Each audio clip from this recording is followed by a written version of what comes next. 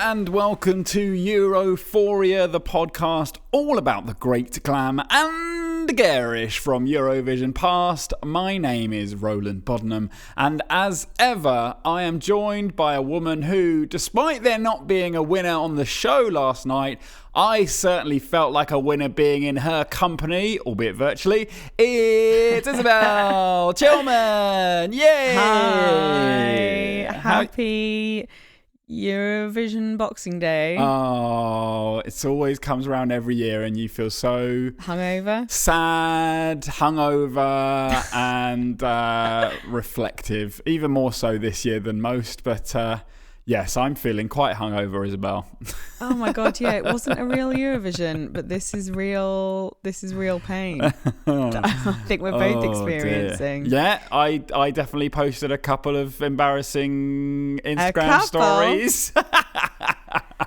Plus Twitter. And then I went on Twitter, yes. That made me laugh. One of the best things was waking up this morning, seeing Roland's series of drunk tweets about Eurovision 2016. And halfway through, seeing a response from one of our lovely listeners that said, "This is why Isobel doesn't let you tweet out of the Europhoria account." It was so true. So very true. Yes.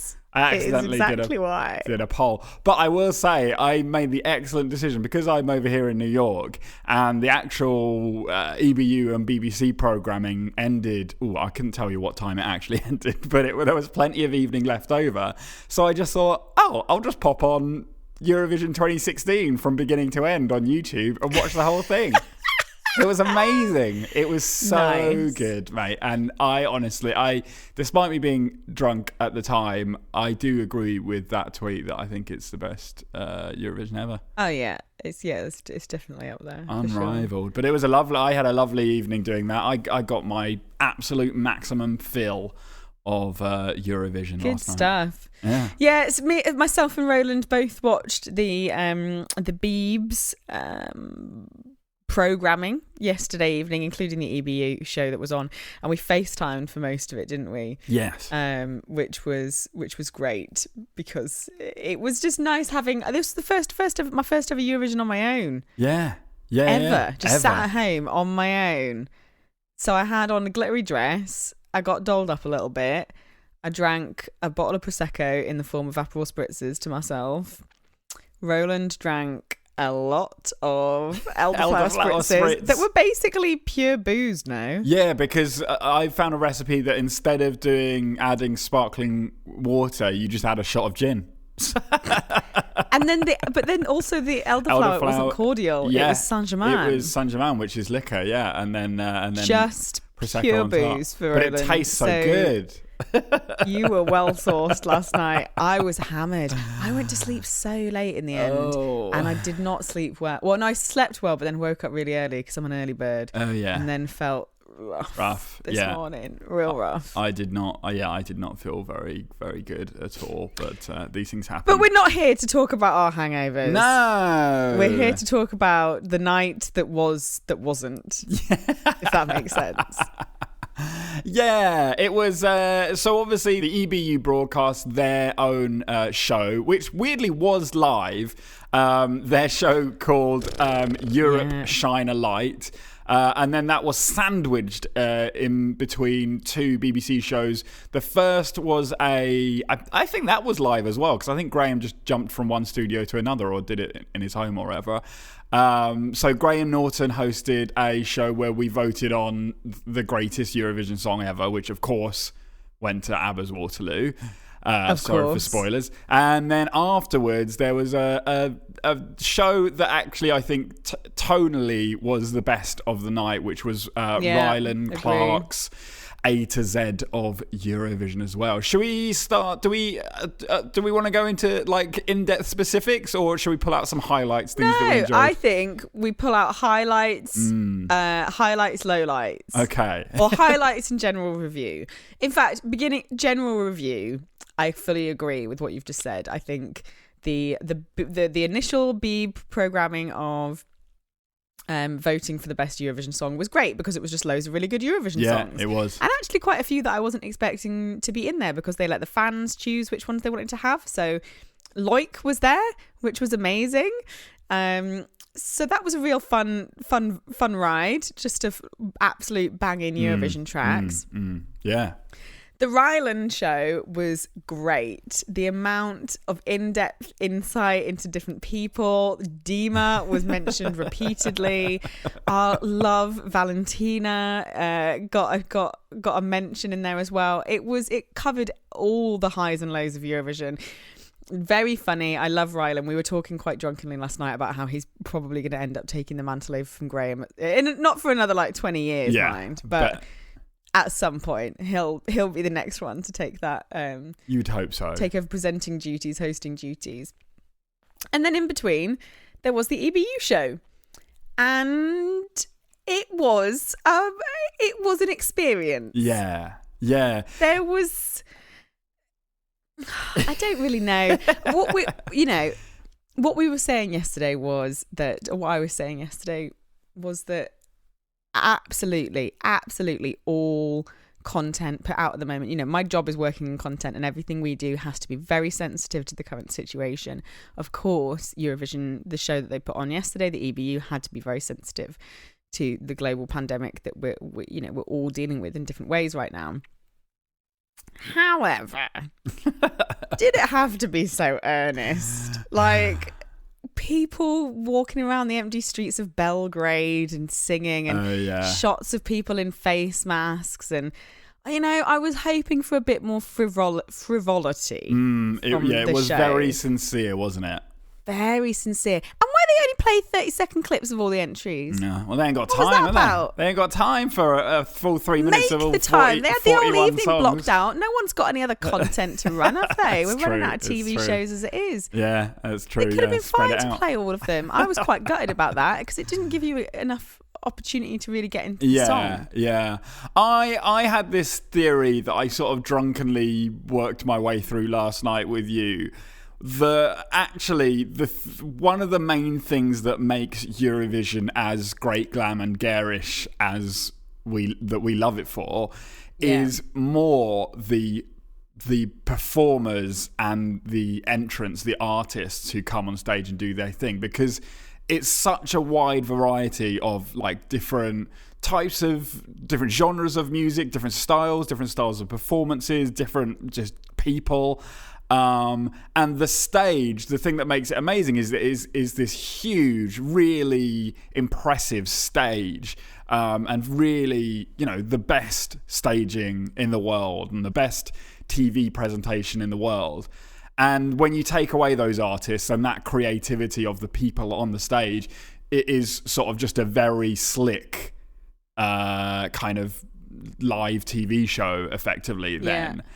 So obviously, we couldn't have all 41 performers on stage performing live, and that obviously, or definitely took away from it in that respect. But I think that sincerity is obviously partially to do with them being very safe, because you don't want to upset anyone in these times, but also a lack of the creative, showy performers. I know, but Italy, he sang his song in the Colosseum, didn't he? I know, yeah, he did do that. That was pretty good. Gorgeous. One of my... Stick them all in an empty auditorium and get them to do it. Great fun. Speaking of Colosseums, one of the more bizarre moments of the night was when they just had a 3-minute montage of buildings in Europe. That it was was that while the string version of Love Shine a Light was playing? Yeah, that was really good. That was one of those moments where you're like, oh, this is where we're at in this is entertainment now. We're at the point where we can now say oh, back in my day, we just had to get by with video of buildings for 3 minutes for entertainment. And make do with that. It was it was a bit of a surreal moment, that one. And one of the other best bits of the evening for me was also, I think it was Deodato. I drank a lot last night, so I can't remember all the intricacies of everything, but it was before one of the singers, when the Dutch presenter said, and you're going to sing this only for me and my right leg. Which sounds like it's a saying that exists, but it's because she had I haven't heard it. A slit in her dress, right? And she had her right leg showing. Was that it? Was that the joke? I think that was it. She just was making a point that her leg was there. Oh my God, I love that. Yeah. I also laughed a lot at Angry Georgia when his moment of silence was barely half a breath. The shortest moment of silence in the world. He spent a long time talking and then not very long with his moment of silence. So serious. So serious. Don't mess with Georgia. They are very serious. That was interesting. Although it was overly sincere, Marn's just looking down the camera lens into your soul is always going to be a highlight for me. He sung his acoustic version of Heroes, which again, very sincere, but I could have put it on mute and just watched him looking at me and that would have been fine. Yeah, lovely Marn's lovely eyes in his lovely London garden. Yeah. Gorgeous boy. Although I got a good text from Benj, our friend, your friend and mine, Benji, when that was on, saying, I just screamed Marn's, then saw the word acoustic. I know. We're limited in what we can do, but it's nice that they roll him out every year for a bit of a Marn's. Junior Eurovision got a good showing as well, didn't they? I know, the little faces in squares. Yeah. In one of the music montage elements. You really liked that one, didn't they? Sung Hallelujah with one of the original singers of that song. Is that right? I think it was one of the originals. All the kids were singing along in boxes. It was that was great. I also very much liked this year's winner, Vicky, telling us all to make your dreams come true, dream a lot. She just said lots of things about dreams. She really Have did. Dreams, dream big, make your dreams come true, dream a lot. Yeah, cheers, Vicky. Write down your dreams. You're how old? 15, if that? Come on, Vicky. That was interesting. Funnily, my God, I sent you a voice note last night, actually, following that Hallelujah one, of what Graham said at the end of it. What did he say? That was something that we'd have laughed at it over the years, but tonight doesn't really feel like the night.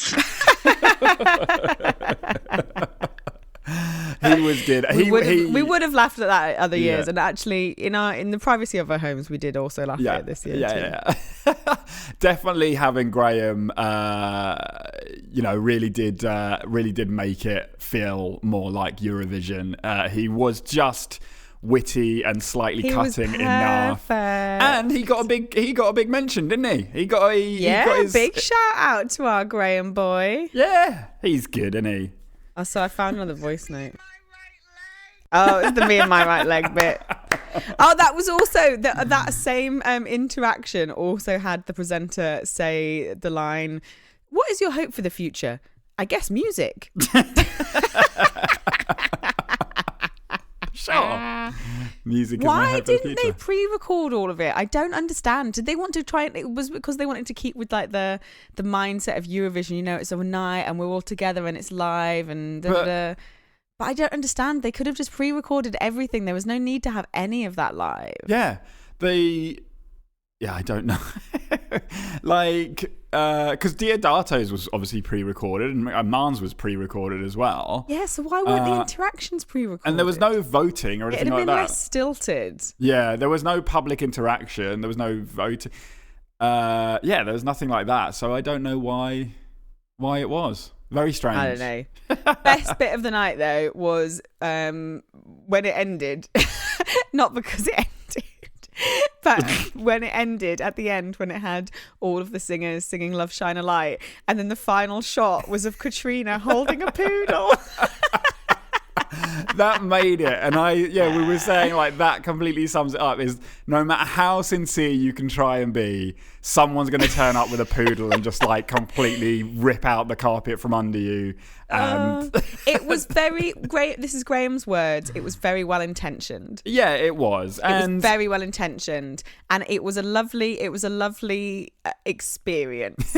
I think if I hadn't have had you on FaceTime and Benji to text the entire time, to be honest, I probably would have got a bit bored. Yeah.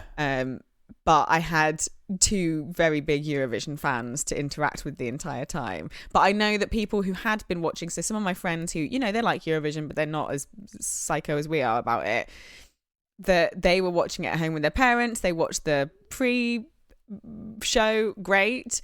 Then when I asked them about the actual show today, they were like, oh, yeah, we got about halfway through and then we got bored and we switched it. Yeah. Like, oh, that's a bit sad. It wasn't as... They couldn't... It didn't feel like a celebration. Well, I don't know. It didn't feel like a party celebration. It felt like an honouring more than a celebration. I'm glad they did something. It would have been a shame for them to just do nothing. We would have had this sort of weird... No, that would have been awful. Yeah. But yeah, it was always going to be tough to do. And, you know, given that technically, on a technical level, I imagine it was very limited in terms of what they could do and how. They pulled something pretty technically complicated and difficult off very well. So at least they got that going for them. Exactly. The A to Z thing with Roland, I'll be honest, by that point it was all a bit of a blur. So I'd occasionally, it was actually perfect because you occasionally just see like Valentina on screen and you're just like, oh, it's Valentina, and then you'd kind of tune out for a bit and then there'd be someone and because else. none of the letters actually really matched up with what they were talking about, it meant that you could really easily drip in and out of it without having to understand what was going on. Yeah, I think it'd be fun to watch again on iPlayer and just have in the background, like a couple of times you could probably watch that and enjoy it in the background if you have access to the BBC iPlayer, of course. If you do, definitely give it a watch because it was very fun. Yeah. Do you know what I did afterwards? Once it had all done, I made a lip sync video for Benji of me doing both parts of That's Eurovision. Oh, mate. I set up my camera on my tripod, attached it to... Oh, mate. I kind of really want to see it. Currently in my room to get a good shot so he could see all my dance moves. And actually, it was pretty spot on. He saw it this morning. He was very happy, and he said that his boyfriend said he could watch this every day. Oh, well, lucky for them, they can because it's theirs the video now. is that they own. Oh, that's so good. Yeah, I danced around my apartment. I listened to some very loud, and apologies to the neighbours, but it wasn't that late here. It was like 6 p.m. Some very loud Eurovision playlists, and then I started watching Eurovision 2016, which was great, fantastic. Lovely. I was so amazed at Eurovision 2016. I'm astonished that Eurovision was a performance in the semi-final. It wasn't even a final performance because they did Love, Love, Peace, Peace in the final. But I'd completely forgotten that only made it to the semi-final in terms of their midway performance and wasn't in the main show. It was incredible. It was, yeah. I'm just... Roland's still absolutely loving 2016. Absolutely loving it. Well, this is all we're going to be doing for you today. We just thought we'd have a little review about last night, as we normally would. Obviously, there's not a full show or a winner even to discuss. But we're going to be back next week. We're going to do one more episode. We have decided, yes? Did we agree that? Yeah, yes, we did. Agreed that. Yeah. Yeah, so we're going to do one more episode next week, and then that will be the end of this season, I'm afraid. Yeah. But we're going to be back. The podcast isn't ending. We've had some good drunken discussions last night about a new direction for the podcast. So TBC, you're going to have to wait and find out what that looks like. But maybe actually we're going to be tapping some of you up for some support through that process. But we'll be back next week and we'll do all the normal stuff then. So listener stories. Nope, that's not even the correct thing to say. That's a new feature. We will do any emails. We've had some lovely emails this week, so I definitely want to talk about those in next week's episode. There'll be a little part 2 surprise from me. I'm sure you're going to know what that's going to be. And Roland's going to have a lovely song. Yeah, I'm working on that at the moment. Working on that. Yeah. Yes. All right then, everyone. Well, however you enjoyed your Eurovision on Saturday, I hope you did it well, and I hope you found some comfort and enjoyment from the night. But in the meantime, we will see you next week. Goodbye! Stay safe. Goodbye.